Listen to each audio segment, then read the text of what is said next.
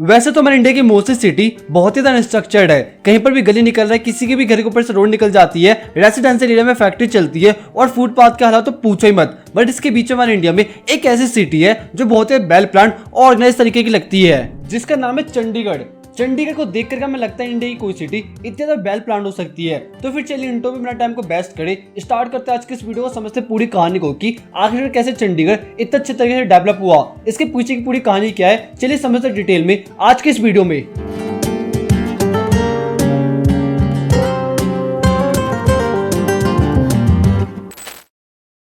Chapter 1 history of Chandigarh. Chandigarh की story की शुरुआत होती है 1947 के बाद, जब इंडिया को आजादी मिली थी। उस वक्त पंजाब का कैपिटल था लाहौर, लेकिन पार्टीशन के बाद लाहौर पाकिस्तान में चला गया। पंजाब की स्टेट गवर्नमेंट को एक नई कैपिटल सिटी की जरूरत थी जो मॉडर्न हो और पुरानी कैपिटल कल्चर हेरिटेज को रिफ्लेक्ट कर सके। ये डिसीजन एक ऐसे टाइम पर लिया जा रहा था जब इंडिया एक नए दौर में एंटर कर रहा था और मॉडर्न और प्रोग्रेसिव इमेज क्रिएट करना चाहता था। इसलिए 1950s में चंडीगढ़ का प्लान बनाया गया। चंडीगढ़ का डिजाइन करने का कॉन्ट्रैक्ट दिया गया पियरे जेनेट और ले कुरबुसी को, जो की मॉडर्न आर्किटेक्चर की दुनिया में सबसे बड़े नाम थे। ले कुरबुसी जो एक स्विस फ्रेंच आर्किटेक्चर थे, उन्होंने अपने डिजाइन के थ्रू दुनिया को आर्किटेक्चर का एक नया विजन दिया था। उनका विजन था कि शहर को सिर्फ बिल्डिंग ब्लॉक से नहीं बल्कि ह्यूमन नीड्स के हिसाब से डिजाइन करना चाहिए। पियरे जेनेट जो उनके क्लोज एसोसिएट थे, उन्होंने भी चंडीगढ़ की प्लानिंग और डेवलपमेंट में अपना एक सिग्निफिकेंट रोल प्ले किया था। चंडीगढ़ का डिजाइन एक आइडल विजन था, एक ऐसा शहर जहाँ कल्चर, टेक्नोलॉजी और नेचर का परफेक्ट बैलेंस हो।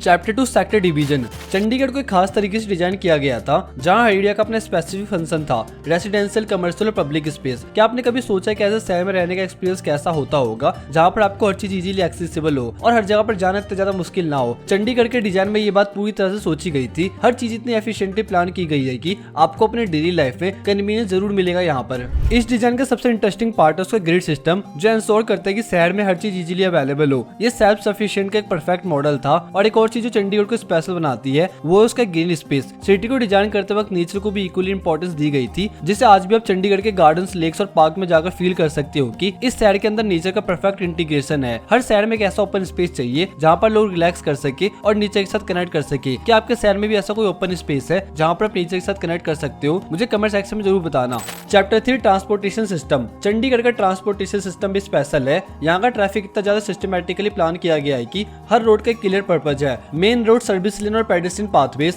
अलग अलग डिफाइन किया गया है। सिटी में ग्रीन बेल्ट्स भी है जो कि नॉइज और एयर पॉल्यूशन को रिड्यूस करते हैं और लोगों को वॉकिंग और साइकिलिंग के लिए इंक्रीज करते हैं। यहाँ डेडिकेटेड साइकिल ट्रैक है जो इंडिया की किसी भी शहर में एक रेयर साइट है। कभी आपने किसी शहर में फील किया कि यहाँ पर साइकिलिंग करना कितना ज्यादा सेफ हो सकता है? और सोचिए आजकल किस शहर में फ्यूचर रेडी प्लानिंग और सस्टेनेबल ग्रोथ पर ध्यान दिया जा रहा है। क्या हम लोग आज के टाइम में शहर को होलिस्टिक तरीके से प्लान कर रहे हैं या सिर्फ कंक्रीट का जंगल बना रहे हैं बिना किसी सोच समझ के? Chapter 4 high rise buildings. और ये मत भूलिए कैपिटल कॉम्प्लेक्स, जो कि चंडीगढ़ का पॉलिटिकल और एडमिनिस्ट्रेटिव हार्ट है। यहाँ पर गवर्नमेंट बिल्डिंग जैसे हाई कोर्ट और लेजिस्लेटिव असेंबली है। ये सिर्फ बिल्डिंग नहीं बल्कि एक विजन का हिस्सा है, एक विजन जो डेमोक्रेसी, ओपननेस और स्ट्रेंथ को रिप्रेजेंट करता है। आर्किटेक्चर्स ने इस बिल्डिंग को सिर्फ ऑफिस या गवर्नमेंट के लिए नहीं डिजाइन किया बल्कि एक आर्किटेक्चर स्टेटमेंट है जो कि इंडिया की डेमोक्रेसी, पावर और ट्रांसपेरेंसी को रिफ्लेक्ट करता है। क्या आपने कभी किसी और शहर में गवर्नमेंट बिल्डिंग को एक आर्ट फॉर्म के रूप में देखा है या फिर सिर्फ उन्हें एक सरकारी दफ्तर की तरह ट्रीट किया गया है? क्या हमारे नए शहर और बिल्डिंग्स भी चंडीगढ़ की तरह विजन और फिलोसफी को रिप्रेजेंट कर सकते हैं? Chapter 5 nature and garden. Chandigarh सिर्फ एक कॉन्क्रीट सिटी नहीं बल्कि एक लिविंग ब्रीथिंग स्पेस है जिसमें नेचर को भी इतनी ज्यादा इंपॉर्टेंस दी गई है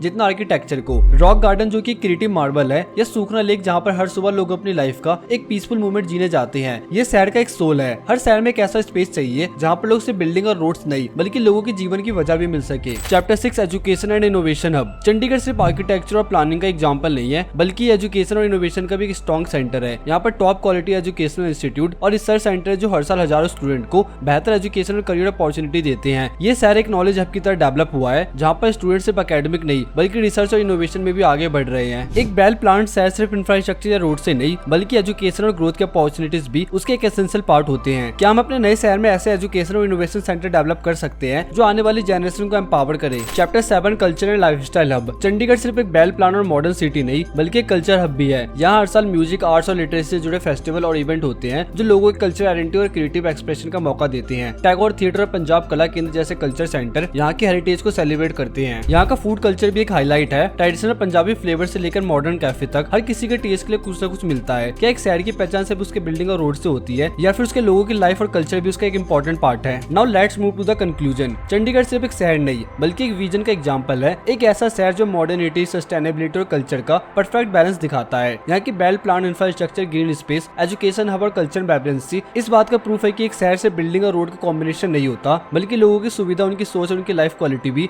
बहुत ही इंपॉर्टेंट पार्ट होते हैं उस शहर का। आज जब नए शहरों का डेवलपमेंट हो रहा है तो क्या हम लोग चंडीगढ़ से कुछ सीख सकते हैं? क्या हमें सिर्फ कंक्रीट का जंगल बनाना चाहिए? ये एक ऐसा शहर डेवलप करना चाहिए जो इन्वायरमेंट फ्रेंडली हो और वेल प्लान लोगों के जीने लायक हो। चंडीगढ़ एक ब्लूप्रिंट है जो ये दिखाता है कि एक आइडियल शहर कैसा होना चाहिए और ये हम लोगों पर डिपेंड करता है कि हम इसे किस तरह से अडॉप्ट करते हैं। So guys, that's it for today. I hope आज के इस वीडियो में आपको मजा आया होगा। बाकी इसके बारे में आप क्या सोचते हैं मुझे कमेंट सेक्शन में जरूर बताइएगा। और अगर आप चंडीगढ़ से बिलोंग करते हो तो मैंने जो भी बात इस वीडियो में कहा कितने % सही है मुझे कमेंट करके जरूर बताइएगा। बाकी मिलते हैं उस टाइम बाद एक इंटरेस्टिंग वीडियो के साथ। जब तक के लिए bye and take care and don't forget to subscribe my YouTube channel for more informative content. और अगर इस वीडियो से आपको 1% भी वैल्यू मिलता है तो मेरे वीडियो को शेयर जरूर करिएगा।